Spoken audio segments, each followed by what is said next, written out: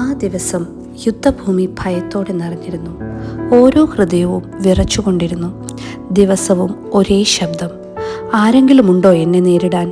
ഗോലിയാത്തിൻ്റെ ഭീകരമായ വെല്ലുവിളി. വലിയ യോദ്ധാക്കൾ പോലും തലകുനിച്ചു നിന്നു, കാരണം അവർ ഭയപ്പെട്ടു.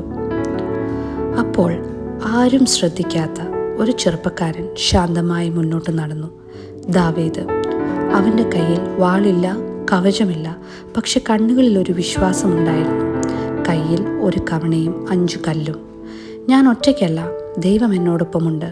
അവനൊരു ചെറിയ കല്ലെടുത്ത് കവണയിൽ വെച്ചു, കണ്ണുകളടച്ചു, പ്രാർത്ഥിച്ചു. ആ നിമിഷം ആകാശം പോലും നിശബ്ദമായി നിന്നു. ഒരൊറ്റയേറ്, ഒരു വിശ്വാസം. ആ കല്ല് പോയി തട്ടിയത് ഗോലിയാത്തിൻ്റെ നെറ്റിയിൽ. ഭീമൻ നിലത്തു വീണു. എല്ലാവരും അമ്പരന്ന് നിന്നു. പക്ഷേ ദാവീദ് അറിഞ്ഞിരുന്നു, അത് തൻ്റെ ശക്തിയല്ല, ദൈവത്തിൻ്റെ ശക്തിയായിരുന്നു. ഇന്ന് നിൻ്റെ ജീവിതത്തിലും ഗോലിയാത്തുകളുണ്ടാകാം.